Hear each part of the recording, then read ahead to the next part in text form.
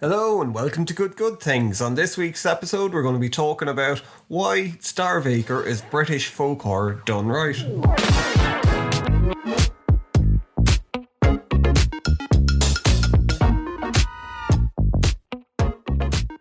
So yeah, hello, welcome to the show. On this week's show, like I was saying, we are going to talk about Starve Acre. Yeah, it's I don't know how familiar people are going to be with this, but it's I'm going to give what we're going to do for the first part, maybe the first 10-15 minutes. We're going to try and do a spoilers-free review of it because it's relatively new. A lot of times we talk about things that aren't too new, but we saw this and we kind of thought, well, it's a good thing. Yes. So yeah, we'll do the spoilers-free review for the start of it, and as well about the book, and then we'll give you fair warnings, and if you haven't seen it, go and see it. Yeah, although I don't think the spoiler, maybe the spoilers would ruin it actually a little bit, but Well, it will and it won't. A lot of it is fairly well signposted from the start, you know. I don't know. We'll talk about it in the spoilers thing. There was parts but that did surprise me. Now I thought it was going one way and then it went a completely and utterly Maybe you're just different way.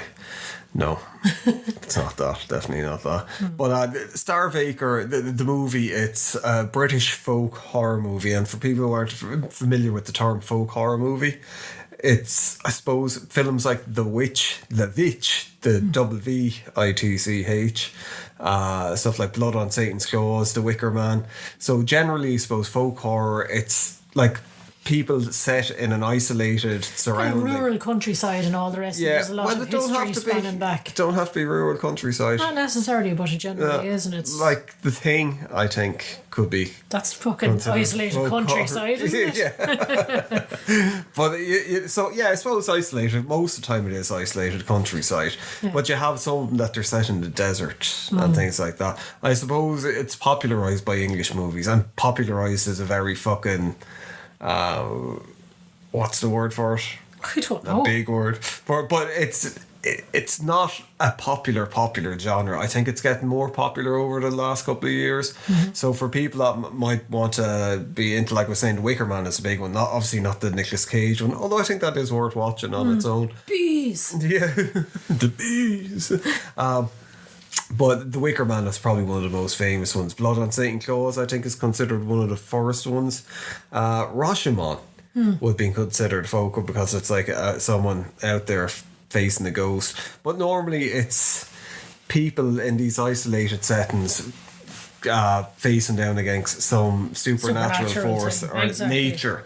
A lot of time it is kind of like man versus wild with Bear Grylls. Yeah. People end up drinking their own piss and eating dog shit and things, and they're like, oh no.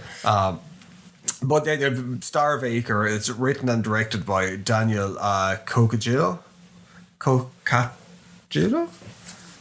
I don't know. I'm sorry, I'm destroying your name there. We're Irish. We don't, unless your name is Irish. Yes, we're terrible at pronunciation. Yeah, we're terrible at in general, anyway. But yeah, it's based on the book, a fairly recent book from 2019 by Andrew Michael Hurley, who has 2 other books to his name, and it stars Matt Smith and Morfydd Clark. I think that's a Welsh name anyway. Morfydd. But it's basically Lady Galadriel from the Rings of Power, and she was also insane, but she's been in a ton of stuff. The two of them are very, very good in it. But it's Matt Smith, people probably know from the likes of Doctor Who and all the rest. Yeah, I imagine so. Yeah, but it's I suppose to give because I'll be careful. Yeah, it's give an overview. The IMDb. The plot for it is an idyllic rural family life of a couple is thrown into turmoil when their son starts acting out of character. I think when you look it up on Wikipedia, just click onto it, says that when Richard, an archaeologist, and his wife Jules lives with their son Owen, who claims he's been hearing some whistling sounds. So Richard starts to investigate a mythic folklore about an ancient oak tree on his land. During his investigations, a dark and sinister force pursues his what? Pursues his home? That doesn't make any sense. But yeah, that's kind of the gist of it. Yeah, it's basically this couple, they've been sort of living in Leeds, inner city Leeds and all the rest, and when they had their child, Richard, who was the husband, decided, well, I'd like to give my child kind of a bit more of a countryside kind of a childhood and bring him up, and so he relocates to the farm where he grew up himself.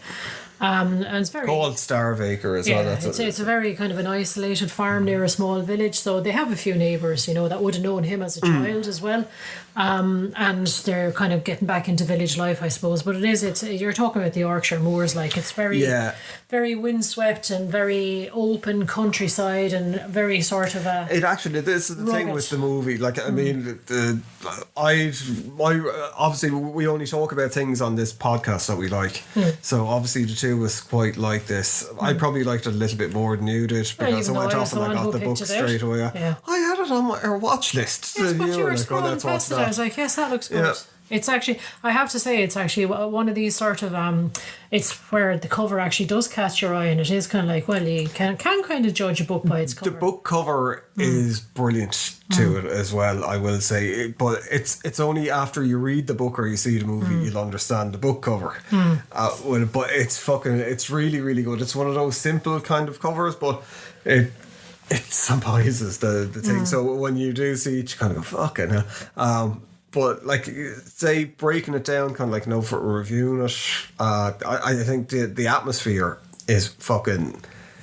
It's spot on for, I suppose, it's set in the 70s as well. So I forgot about that. That's one of the big things about. But they never say it's set in the 70s, and even in the book they never say it's set in the 70s. But just the way that they talk about the place or things that happen, it's set. That's it, in the 70s. Like, I mean, their clothes, the kind of the architecture, all of that, the cars. Obviously, it just gives you, sort of the overall sort of, without having to go, by the way, this is the 70s. But it's just the feeling, even you don't have to see a car or anything with the movie. That it's just the whole look. It feels like you're looking at a 70s. And a film that was actually shot in the 70s, not just a retro kind of show. There's a lot of old British kind of things. I can't remember. I think it might be The Secret of the Stones or something like that. But like in the 70s, like the folk horror thing was kind of taken off over in England. And it has that look of it. There's certain shots in it where it's like establishing shots, but they're weird establishing shots where it doesn't show the whole moor. So what it'll do is it'll show like a weird square of the house in the shot, and it zooms out straight away to show the moors, which it's, if you're familiar with 70s cinema, even in Italian horror movies, they used to do things like that where they seem to be experimenting a bit. Yeah. But there's some things in, and it's like, here, to the fucking director's credit to pick up on, because I wasn't even aware of some of those things. It was just watching it and kind of go, that's in a ton of things. That's like what they did in the 70s. That's the way it was shot. But even with the atmosphere that they give off at the moors, like the moors and weather in this, and both in the book as well, are basically their own character. Yeah. Outside of like the man and the woman and the boy. And the actual humans in it. Yeah. But like the music, that's something that really struck me. The soundscape and all the rest. The music, it's so unusual, and it's so. It kind of, at times when the unease is starting to build, you realise that the music is actually contributing to it quite a lot. It's just got this under the level kind of, there's just a kind of a low thrum, and then it gets a bit louder and back again. And it's almost, I suppose, because it's a folk film, it's almost like sort of the keening and wailing of people sort of, you'd have them professional keeners, I suppose, at funerals and stuff, where they'll be or like the wind. And stuff. Yeah, it is. It's almost like the wind is alive. And it's just so, the soundtrack is so, it's not something you'd sit down and listen to probably. No, it's all sound design more so than music as such, but obviously there's kind of vocalizations and sort of bits of music used within it, but it's, like you said, it's this rise and fall and sort of real ominous kind of rise and fall as, sort of I suppose the folklore aspect of it becomes more to the fore. But it kind of plays into, there's this whole thing that people might not be aware of, because I definitely wasn't up until a few years ago. It's called the folk horror revival. It's a website, but it's also a collective of people that were really big into folk horror movies, and they started cataloguing it. There was a massive documentary. I think it's associated. I think there's some association with the folk horror revival, called Wicked Little Thing. I can't. If you look up folk horror documentary, it's the only fucking one you'll find. It's about 4 hours long. And we saw it. And it covers, it's kind of like for people that are into horror movies, so with the Beyond Darkness, or fucking hell, have it on Blu-ray, but it's In Search of Darkness, where it's a thing about 80s horror movies, which are like really, really long, but like the documentary really covers everything. But the folk horror revival thing, it's like it covers books and music, and there's artwork as well. Yeah. And the music that, well, I quite like him. The Hare and the Moon. It's a guy called Gray Malkin who writes for it as well, but he does like modern folk horror music. Some of it it's hard to, but if you just listen to the soundtrack to The Wicker Man, it's like a more modernized version of that. Like, I'm not doing it credit, kind of like, describing it that way, but that's the best that I can do. But this is definitely has the whole feel of someone who's into folk horror revival, about, especially with the music that's placed in it, the sound design, the imagery. It just reeks of it, and it's just everything that's good about it all. Starting off with it, but yeah, like we were saying, so I suppose cinematography is great, the acting. That's, I mean, like, again, you have it, it's bear in mind, it's like the 70s and all the rest, and it is a family, mum, dad and boy kind of a thing, and it's sort of, it's, you have that kind of, the dad who was a little bit standoffish, but like he actually genuinely loves the son, and he's a little bit more open than most men of that sort of era would have been, I suppose, due to his own his own childhood experience wasn't exactly, he didn't have a very loving father, I suppose, so he's there trying to give his son the childhood he didn't have, kind of a thing. And even it's hard to kind of say without getting into spoilers with the whole thing about the relationships between the people, but they have a neighbour, I suppose, who has been there since the father was a boy. He kind of helped he knew the father when he was just a child, and he's kind of getting a little bit old now, and he's doing the same thing. He's kind of doting on the grandson now as well, not his own grandson obviously, but it would be the grandson of his peer, I suppose. But as well, the dad, Matt Smith's character Richard, he's a doctor, as in like he's a doctor of it's never quite clear if it's theology or archaeology or whatever, history, but it's history. It's something to do with history. Now, in the book, it is history. And you kind of get this thing that, like with some folk horror stuff, that there's this battle between, like in The Wicker Man, where it's a battle between modernity and the old ways. And there's a bit of that where he's like, oh, this is all tough. And there's another group of people in it that are kind of like more new age and spiritual that come into it about midway through it. And he just doesn't accept that because he's like a man of science, so to say. So it's this whole, but like, probably get into it in the spoilers part, but it's this, there is that conflict there between kind of science and tangible, what you can test, and what you can dig up and have a look at and hold in your hands, versus something that is just more of a spiritual or a naturalistic kind of a thing. That is something that I suppose humans have been sort of. And I think Matt Smith is fucking brilliant in it, like doing that. Like he's acting in this is fucking like. I've never really liked Doctor Who. I quite liked him in House of the Dragon. I thought House of the Dragon, being quite honest, don't like it. Think it's a bit fucking boring and it's a bit contrite. Wasn't he in Morbius as well? Yeah, he was brilliant in Morbius. He was actually one of the better things in Morbius. But he's kind of grown on me, and in this he is very, very good. I know fucking the Rings of Power get shit on quite a lot. I quite like it. I think Your Woman is very good as. I keep saying Guinevere. That's all that's in me fucking head. Yeah, Galadriel. Yeah. And she's excellent in this. Yeah. She's, I suppose if you want to have this sort of, if you try and conjure up in your head the sort of the perfect vision of someone from the 70s who was like out in the countryside, getting used to farming life, loving her son, very spiritual and all the rest. It's exactly, I suppose it kind of gives Midsummer vibes, it gives Wicker Man vibes, it gives all this kind of thing, but they're very, very normal people themselves. Yeah. They're not the ones that are involved in any kind of cult or any kind she's very much, it's like, remember The Good Life? That used to be on as an old TV show, kind of a little basically bit like homesteading. They're on a farm and they're trying to be self-sufficient. and they're isolated as well. It doesn't really get into it too much in the movie, but it is very clear in the book from the start with it that they're not really accepted by the village. They're pretty much outsiders. You kind of get it, it's kind of implied straight away, like in the first scene in the film. Yeah. But so it is that they're really isolated. That they are like completely and utterly isolated out there on their own. With it, but she is brilliant. I'd compare it to Toni Collette in Hereditary. Some of the stuff that she does in it, where there is like.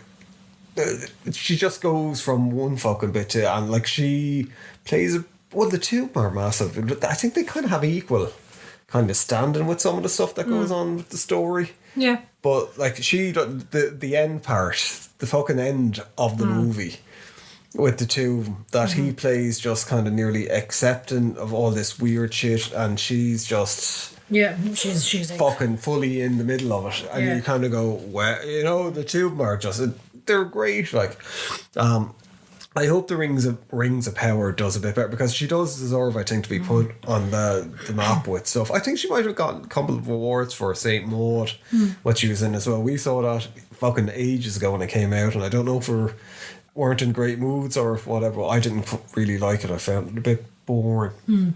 Generally, she was a nurse that kind of thought that she was a martyr, I think. Yeah.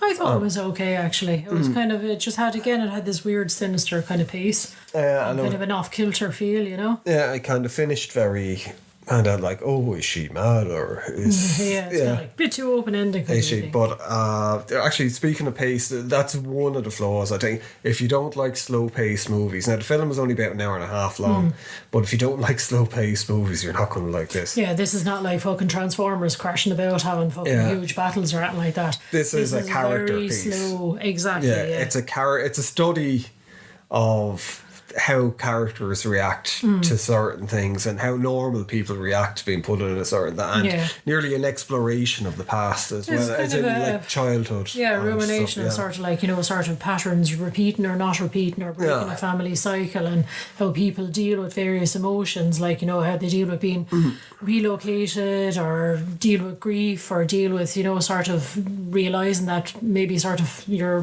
family members weren't as, you know, as good to you as they should have been, really, like, you know. And maybe kind of like, you know, people that are parents aren't godly. Yeah. They're like that, they're just normal people and they have their own flaws and stuff. It's like and the book itself is about 160 pages long. So the book is fairly short. Yeah. Like I wanted to read the book when I found out there was a book, because there's so many things left open in the film. I thought, geez, maybe the book will answer it. And being honest, the book doesn't really. The film actually answers more than the book. Book is more open-ended. The film kind of fills in bits and pieces with it. And I think the film, like, if they had to do the book as the film directly, it's very, very similar. But if they had to do it, I think you would have been like, what the fuck, like nothing fucking happened. Whereas the book, you have it read in like 2 or 3 hours. It's a nice read. It's very, very well written. I'm going to get the rest of his books and keep an eye on books that he has coming out. It was such an easy read, and not from the point of view of like, oh, this is for 4-year-olds or anything like that. No, but it's the way it was written. But the big difference between the book and the film as well is the film is more linear, whereas the book kind of flashes forward and back and forward and back with it, which is kind of part of, but it's just done so well. Like I can't. I think I said it to you afterwards. So that it was a lot like, it reminded me of Stephen King's writing, where Stephen King's writing feels like a movie script sometimes when you're reading it, and that was the same with this, where you could nearly hear the characters talking in your head, and it was so vividly descriptive without being like poncy about it. Yeah, you know, or without being overly like Tolkien-esque about it, or it's like describing the walk that went on for like 3 years or whatever. Yeah, and you get it. Like, people aren't idiots. You don't need to fucking describe what a rock looks like. A rock looks like a fucking rock. You know, don't wade down into the dirt with it. So it's 160. So there's some criticism about people saying, oh, I wish it was longer and stuff. And it's like, nah, that's the perfect nice, easily Nice. digestible. For- It holds your kind of attention. And all the for the rest. story like Yeah. itself.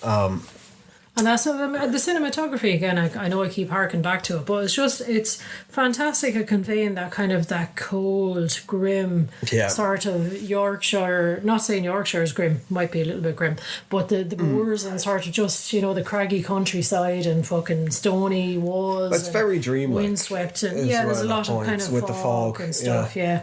With the moors, but it is with these places like the sense of isolation Yeah. in places like that. Like I mean, we live in the middle Rural, of nowhere, rural enough place, as well, and I think there's periods where we lived up in fucking the other place when I was doing the tattoo. Oh yeah, that was very isolated. That We was, were very near a town, but it was like because it was up its own little country lane that nobody else It's lived like the on. Evil Dead. Yeah, pretty much. Basically. Yeah. That's Was what we at used to be laughing about it. It was at the end of basically a private lane that was about a mile long, so there was nobody else around. And you were There was very an isolated. old slaughterhouse just behind us, which we weren't aware of when we went up there at first, and then we were doing. And it was like it was like something out of fucking Texas Chainsaw Massacre, wasn't it? It was very cool. And there was like a weird hippie couple living across from us, which you'd kind of see appearing every now and again. Yeah, but they never spoke. talked. We never knew who they were. You could just see them every now and again. Yeah. And it was actually the whole lane itself as well. Like, if it snowed at all, that was it. You're cut off for like a week at a time. Yeah.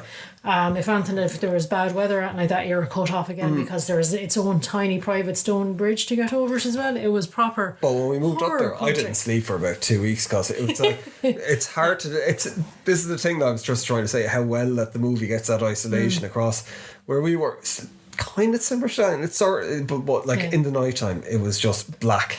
You look out the window. Black dark, and it's black just silence. Yeah. darkness as well. Just at that part of Ireland as well is kind of known as being like one of the coldest spots in Ireland. So like you were saying with the snow, but it was just in the winter it was fucking grim. Like I mean, when you get in, it was a race to light a fire because it was an old house, so you're lighting Lighting the fire to try and get the warmth, and sure, like you'd light the fire and you get in the evening, and you wouldn't warm up till 3 hours later. Yeah. And you'd end up sleeping around the fire because the fucking bedroom was covered in ice nearly. Like it was just so cold up there. Yeah. Sure, we had a ginger cat at that stage, and when we were gone, he used to try climbing into the fucking fireplace for heat. Yeah, he would off find him sleeping in the fucking embers. embers. Yeah. Yeah. He'd come home and there'd be Okay. just like this sooty black cat. And Yeah. like, oh my god.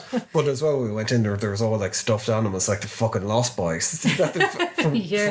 And it was you find them everywhere. Like Yeah, they're mounted on the walls. They're in the lamps. You fucking pull open a drawer and there was a little stuffed bird. You're just like, it was what? just like what? And like a stuffed fish on the wall. Yeah. In like this big glass cabinet that was like that you couldn't take down. It was like I couldn't even fucking find screws. It was on the pheasant as well. It seemed to be like fucking, I don't know, a structural fucking. that was a pheasant there. A Yeah, load yeah. bearing wall or something because you couldn't take it down. It was absolutely glued, and that was it. Everywhere you looked, there was like 14 or 16 pairs of eyes looking back at you, and all these little beady little, little stuffed animals. But like going back to the film, that's where we understand isolation, and as well we lived in parts of the moors as well, kind of close to the moors at one point, and there is that kind of like They are very windswept weird and very magical isolated. vibe. Exactly. And in the wintertime, you do feel like you're very much in your own world, cut off from the normal world, if you know what I mean. you nearly feel like you need to have some kind of connection to nature. Yeah. If you don't, I think you couldn't possibly You go bad,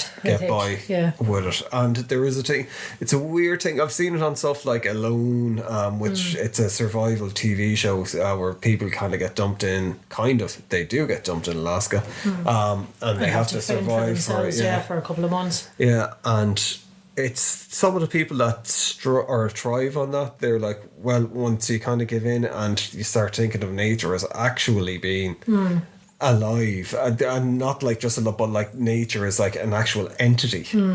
That's the That thing. they seem to start You have a load of rolling with people it. that you would imagine that would do very well because they're very competent at kind of bushman skills. They can build a cabin, they can build a fire, they can hunt, they can fish, they can do all of this.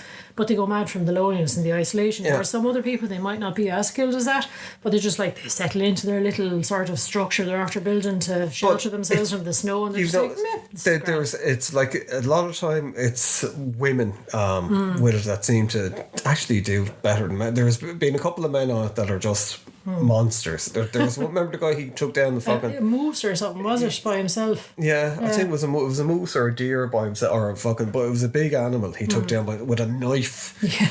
And you kind of go, fucking like there's a proper Wolverine shit. And he got by because he had like loads of food and he had a good thing. But there was a woman, it was a shame, I think she ended up getting an infection in her foot or something like that, or frostbite. But she wasn't catching anything at first or getting any food at first. And she had this whole thing where she'd only take what she needed, like the Indians or Native Americans, sorry. And it's that she was like saying prayers to nature and stuff like that and talking to, and she was like, it's an actual being, and kind of like, I just want to, and all of a sudden food was appearing for her. She had fucking squirrels that were living with her, and it turned into a right like nature. That's happened a few times with people that have that attitude. So it's, I think when you're in that situation, all of a sudden you do start feeling kind of things. Sometimes you feel things are a bit bad as well. You know, you learn to trust your instincts. That's it, and I think you get into a whole sort of a kind of a to and, I mean, what's the word I'm looking for? Not a to and a fro with nature, but I think you get into this whole sort of, not a cycle either. It has to be an equilibrium. Into a kind of a rhythm with it, and you kind of, you know, there's the ebb and the flow sort of. But I think that's what this kind of that it's when they're kind of going against the natural order of things go very, very bad, and then when they do start kind of falling in, it turns into like a dream. Not a lovely kind of technicolor sparkling lollipops and gingerbread men or anything like that. But I think that's pretty much our review for it. So I would, if you've seen The Witch and stuff, like those Robert Eggers films, I think you'll love this. But like we're saying, it's slow paced. Don't be expecting loads of fucking mad action in it and different, you know, it's not that type of film. It is really, and there's a flash at one point when they're looking at the television and a TV show comes up with Donald Sutherland on it and a few other actors from the 70s at the time, and it's very much, if you like 70s horror movies, you like this, or 70s character exploration movies, you like this, I think. Yes. And it's definitely one of the better. Like we saw that there's what was it? Say another like Midsummer. I did not like Midsummer at all. What did you think of it? That's again, it was okay, but I think it was so hyped up. I was expecting something a bit different, and then I was kind of like, not You see, after doing Hereditary, which is probably going to go down as being, I think it's going to be up there with like stuff like The Exorcist and Texas Chainsaw Massacre in years to come, where it's like it's nearly an instant classic horror movie, and then to go on and do Midsummer. Whereas Midsummer, I think if it was probably fucking an hour shorter, it was a bit, it would have been all right. But it's just it's not a Midsummer. It's not in that vein. It's not in the Wicker Man vein. It's very much in the miserable 70s BBC kind of vein, like, which is a good thing. It's not a bad thing. So look, we're going to start getting into spoilers now with it. So look, you've been warned. So for people that are after sticking around and that have either seen it or you want to hear it, I think one of the big things about it, which you can't really say when you're talking about, it's fucking big exploration of guilt. That's guilt and grief. Yeah. That's the main thing, and it's the weather with it, and it's all about rebirth, which a lot of, like The Wicker Man, most fucking folk horror movies are about some form of rebirth, which is a big thing in nature. Rebirth, So you have like the horrible shit happens, and then they go into winter when they're grieving, and then they're reborn at the end of it, spring. Like even the hair, before it comes along. So for people that haven't seen it, one of the things that happens is when he's like the child gets killed, when he dies, their child Owen, he has an asthma attack and he dies, and it's when it's happening, his mother kind of goes into a trance-like state. In the book, it starts off with that the child is dead, so you know that they're in grief, and it's about them kind of dealing with their grief in different ways. She's just like stuck in the bed, she doesn't move. The sister comes along, like in the film, trying to get her out of it. But in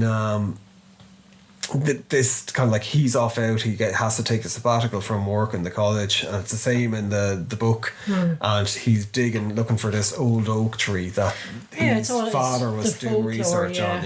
Now in the book, it wasn't his father. There's nothing really about his father in the book.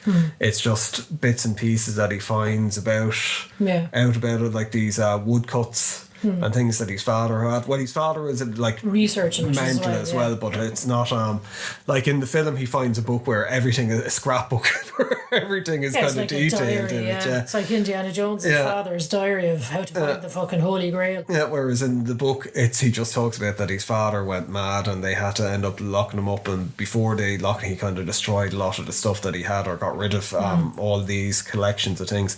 He was what was he was something like he worked in the buses or something like that, or something, but he ended up becoming a fucking like a manager of some place, and he was really well liked by the people, but he was just really quiet, and then kind of like schizophrenia took over, and he ended up being locked in a mental institute and dying in a mental institute. So he always felt guilty about that in the book, but in the film it's the father was basically trying to he was going to sacrifice him as part of a ritual. And it's this whole thing about, what was it, Dandelion Jack. So it's this wood sprite that lives underground that was part of this old oak tree. And I suppose the old oak tree as well, just to kind of go back to its usual folklore thing, it was like a central point where like the village folk used to gather to kind of come and sort of make group to have a town hall, I suppose, really make decisions. They'd have their summer, their spring celebrations. They used to worship and make sacrifices, but they don't that was the other thing. They don't get into that, but it's kind of highly sort of hinted that maybe people are hanged from the tree or that See, this is the big thing in the book. What they don't fill in the film, what the whole thing is, why it's called Starve Acre is because the tree was on that, and because they hung these three boys who were after committing these different crimes. One of them was basically after fucking a corpse. The other the other one did something to his mother. I can't remember what it was, and the other one did something else that was a bit mental. So the three of them got hung, and they said that it was Dandelion Jack told them to do these things. So they hung him from the tree nearly as if to kind of... Well, here you go, Dandelion Jack. And the whole thing was that you weren't meant to, if you kind of like... You hurt nature by doing that. So what happened was then nothing grew around where the tree was, and that was the acre. It was the farm ended up becoming known as Starve Acre because nothing would grow. I think they ended up cutting the tree down at some stage because I think that there were so many bad things happening where it was like nature nearly went into revolt against humanity. And of course then humanity does what it does best. It's like, right, we'll cut it down, we'll bury it, and that's it, and we'll fucking put an end to you, kind of a thing. And that was, I suppose, that was a huge part of the film as well, that sort of the father, I know we're using the father and the father's father and all the rest, but the father was basically kind of reading through his own father's diaries and looking for it. He was kind of doing almost these archaeological digs where he'd like section off a square and he'd go and dig, and you kind of see then it's sort of they do this fantastic camera pan overhead towards the sort of the mid to end of the film where you see the depths of sort of how much he's been searching and all the rest. Dug up the whole farm was just like you just see all these, like, you're looking down, it's just all these squares and you're kind of not sure what you're looking at, and then you realise it's all the squares he's after digging up searching for this. So he's just mania is after overtaking him, kind of a thing, But that's just, even in the book he's like from morning to night he's out digging in because that's the way he's dealing with his grief, the roots and the stump of this tree. So like I think how we got into this from the start was like saying with the whole thing about it being grief and rebirth and stuff, it's like the film does it so well where it's like this miserable winter and they're just like, she's stuck in the house and he's outside of the house, so the two of them are separated from, they're not helping each other get over it. She's just in the house and basically she's just like mournful, teary-eyed, not speaking, not being able to do anything, wasting away basically. She turns into this waif-like creature and almost. her sister shows up in it, who's Barbara Gordon from Gotham. It was like when we saw her, it's like, what's she from? And then it was like, fuck. And the sister shows up in the thing as well. Their sister is meant to be, her family are meant to be from Edinburgh in the book, and they're kind of assholes really, and it's the sister is a bit of an asshole where she's like, oh, get up and do this, stop being depressed, cheer up, and she brings in sort of, I suppose she's like the modern society, I suppose, aspect of it. She comes down and she's I suppose glam by 70s standards and all the rest, and she's kind of colourful. She's there's a lot of noise and bustle comes along with her. She has her pet dog and she's like, come on, let's get going, and comes in and tries to sweep through the house, so she kind of breaks all the stillness and the quietness. And in the book they get into her character a lot more. In the book her character, she was married already, and the guy that she was married to was like super abusive to her, so she's got a scar on her face from where he kicked her in the head. Jesus. And she remarried and has kids with this other guy who was like fairly wealthy older man. but the kids all hate her, and that's why she has the dog. She bought the dog for one of the kids, but the kid wouldn't even look after it, so she brought the dog. So it's like, it's especially in the 70s, it's this whole thing. A mother couldn't really leave her kids. Like, fathers weren't like there. They were nurturing, they were the caring types. They went to work, they made the money, they came home, and the kids occasionally saw them, and that was about it. So it's like with her that she could go for like months on end away from and the kids didn't miss her, and she didn't miss the kids. It's, you know, she's not a particularly nice or sympathetic character in the book. It paints a very stark contrast, I suppose, with her own sister, who was absolutely in the depths of grief over the loss of her own son. As well, they don't cover it in this. She's meant to be a nurse, and the whole thing is when they moved there from Leeds, it was this whole thing to start a new life in the country, but they never got accepted by the villagers because of like your man's father being mad years ago. The villagers was, but as well as because of like all the old tales of the Starve Acre and Dandelion Jack. And it's, you see at the start they're at the like, it's local fate. Yeah, and they're not really fitting in. You kind of think that they kind of are. In the book, they're just not, because what happened when they went there, their boy Owen, it was someone compared it to Let's Talk About Richard, was it, or that's, you know, that film in that book, or Kevin. Sorry, we need to talk about Kevin. And it's a bit like that, where he was a normal kid. Then when they move there, he starts acting up. In the book, they described it that he slams a door in one young girl's fingers and breaks her finger. He does something else, but in this, one of the kids that he was after bullying, they have like a pony, and they won't let him ride on the pony. So he takes a stick and he fucking blinds the pony with it. So that's like the opening scene with the movie. And it's a proper horrible scene as well. Like, you know, there's this pony like screaming in agony lying on the ground. You don't know what's fucking going on. Yeah, you don't know what's after happening and what, but you kind of get the impression straight away, because they, you know, the father goes over to the child and you see the child looking at the ground and he has a stick in his hand, there's a tiny bit of blood in it, and you're like, oh my God, what's wrong with this child? Yeah. And then you find out that it's a Dandelion Jack or Jack. Yeah, he kind of says that Dandelion Jack is whispering to him, and like this all feeds into the whole stuff that the father went through, because he was told tales of Dandelion Jack, and then when the kid dies, they're like grieving that obviously for a while, and a woman comes in who's like a new age one to try and help her deal with the grief, to cleanse and send the son on. And that group, they come along in the thing, but they are trying to, they don't get into it as much in the fucking film at all. There's a bit after they do this kind of like ritual to kind of get through. Your woman seems a bit awkward in the house, as if she wants to get out.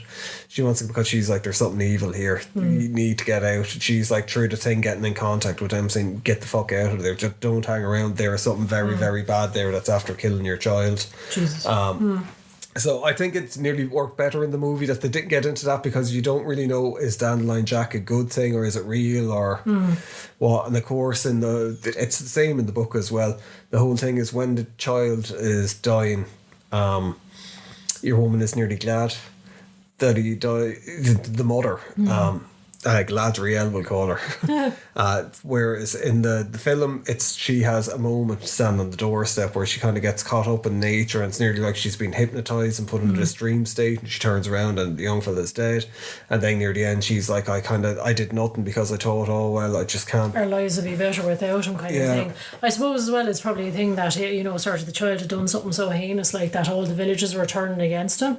And maybe she thought as well, look, if, you know, we don't have, if they feel sorry for us that our child is dead, rather than hate us because our child is after poking out the eye of an animal, that might be better, kind of a thing. But that's kind of in the book, a large part of that, where she's like, if she left him, and because she's a nurse as well, she pretty much left him die. In the book, he had an attack in the night time, but your man Matt Smith's character in the book, Richard, won't believe her when she's saying kind of like, I left him die, I'm responsible for his death. So in a weird that turns into like the first sacrifice to Dandelion Jack. It's your nature to the oak tree, I suppose, because he comes across the writing, I suppose, where there has to be 1, 2, 3 sacrifices. It has to be the boy, the man, the woman. Now that heavily implies that it's going to be the family, but in the film, not necessarily the case. And as well, after like the child dies, things start growing on Starve Acre, and one of the big things that's one of the main point,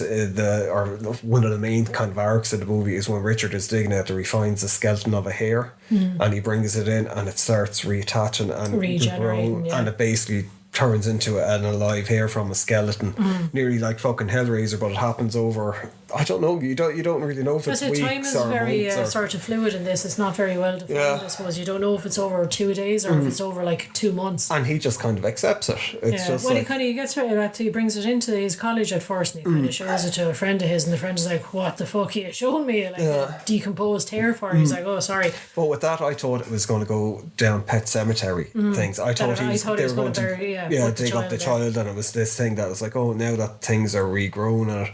But it's not that. As it turns out, they make their sacrifices, and it's like the hare comes back and it attacks the sister and the sister's dog. And the book, it kills the dog, and it turns out the fucking it's like The Omen, kind of like the hare is basically Dandelion Jack inhabiting this physical form, and he's after choosing the two of them to be his parents. Yeah, and they're looking after him. So the film and the book ends with the two of them accepting this hare as their child, kind of substitute child. Yeah, that they're after, and and your woman Morfydd Clark starts breastfeeding the hare, which is very disturbing. Yeah. Now in the book it doesn't have the whole thing about the sacrifices, and Gordon isn't in on it. He's just trying to guide him away from it. He's like constantly saying, "Get off that farm! Don't be digging around there." Stuff that was, I think, the fucking whatever was in the land drove your father mad, and it's responsible for death and stuff. But it's done so well. Like I really thought that it was going down the child or the Pet Cemetery. Yeah, I thought that for myself for a while as well. As like the minute the hair started regenerating, I was like, oh no, it's going to be a terrible, creepy fucking child coming back that's like a zombie, or oh no. And then when it was just like, no, this is a fucking different movie altogether. I thought it was just done very, very, very smart. The deaths in it are fucking really gory. They are horrendous, as well, shocking and horrendous as well, because they kind of come out. They're not necessarily they come out of the blue, but they're very visceral when they happen, and it's very. Like, I mean, one of them, I won't say what it is, I know we're talking spoiler free or whatever here, but like one of them is like hit to the side of the head with a hammer kind of a thing, and it isn't just your usual, it's realistic. That's what I mean. Well, you think it's, I don't know, kind of like I've never seen somebody die from being attacked by a hammer, but like it's sort of like proper crumpling in of the temple, and the body is twitching for ages after it, and there's blood pouring out. And they're just kind of acting like, like would they ever just die already kind of thing. But it's a proper horrendous, painful, traumatic death, like, and they don't shy away from showing that either as well. The oak tree is done very well. You do look and you kind of, there's something sinister about that. There's these like black sinuous roots. It's meant to be a portal into another world, like into the thing where like these wood sprites can come through. But saying all that, that's your interpretation of a lot of it. Like, you could look at it, or someone else could look at it and think it's something totally different. Yeah, take a different with it, because it doesn't spoon feed you at all. Yeah. That's what I really liked about it. Yeah, it just kind of hints around a few things. It's like, make of that what you will, kind of a thing. Yeah. But it gets... like in the 70s in the UK, and it's the same over in America, it was like this whole thing following on from the 60s with the hippie movement and stuff, where like occultism was on the rise and people's interest in witchcraft and alternative lifestyles was on the rise, and it kind of gets into that with the order or whatever the hell your woman is called, where it's coming in with the new age stuff, try to help her move on, whereas like Richard is like, oh no, she should just deal with some, but at the same point he won't deal with psychiatrists and like because of his history with it. But it's I know I keep saying it's a great film. It's really, really good. I have a funny feeling that it could end up sliding a bit out of people's... I can't picture saying Netflix. It's not going to be a massive hit, I don't think, no. And as well, I think because there's been some fucking really, really good horror movies the last few years, and really good horror movies this year that are kind of high profile, that probably push this out of people's peripheral, or push it to the peripheral. And it's a small movie, like it's a really, that's what I mean. really It's not going to be a big hit, or it's going to get a release in every like Odeon and every Savoy cinema or whatever around sort of the whole world. It's going to be, it'll appeal to sort of a niche audience, I suppose, really. Yeah. And, you know, it's a niche audience of that niche audience. So it's going to be horror, and it's going to be a very specific subset of like horror fans, really, I suppose, that will appeal to. But like But the it's own excellent. thing with the cast that's in it as well, because of House of the Dragon and maybe Lord of the Rings fans, they might kind of go off and see them. But I can't picture fans of either or really liking it, because fucking it's a glacial pace. Really, the way that it moves through things. But at the same point, I found it quite quick. But it is just that thing where nothing really it's just that dread. Well, yeah, things happen, but they happen slowly. Like I said, it's not going to be your typical sort of like tentpole summer movie where like, you know, there's 15 fights every 3 minutes kind of thing, and cities are getting destroyed by fucking Godzilla or whatever. This is just, like you said, it's a very slow study And of it does- grief and dread, It's like Morfydd Clark horror. family patterns. I'm thinking like with Toni Collette is the only kind of thing that the way that she reacted when the spoiler for Hereditary, in case you haven't seen it, when the child dies and that, and like a large part of Hereditary is her dealing with the family grieving. The repercussions and the grief, Yeah, and it's like that where I think it goes silent, or maybe it's just that the weird fucking sound design again where she's like hunched over like an animal fucking crying in pain, and it's just like it's horrible. You know, it is. That's the thing. The whole thing is horrible, really. It's like full of dread and just nearly kind of like awkwardness, and where you kind of nearly want to bang it, because the two of them are likeable characters, and where they're not like the two of them are off grieving on their own. You kind of know, all right, like, I mean, they're going to, hopefully they'll come back together, you know, to help each other and stuff, or to find their way through the grief, and they kind of both do it on their, you know, in their own way. kind of a thing, But it's still just kind of like it's very British. yeah. Awkwardness with it, but not comedy awkwardness like No, fucking this Mr. is- Bean. Yeah, it's about people that are not really prone to expressing their feelings Yeah. and trying to deal things with the usual stiff upper lip, and, you know, sort of, I'll deal with it by myself and Yeah. internally, and rather than having a proper sit down talk about it session with a psychiatrist kind of a thing, But or yeah. a therapist. I suppose that's really all that I have to say about it. Anyway, I don't know, do you have anything Yeah, else but to like I said, I just the whole aspect, everything to it is just done so hauntingly beautiful, I suppose, the way to put it.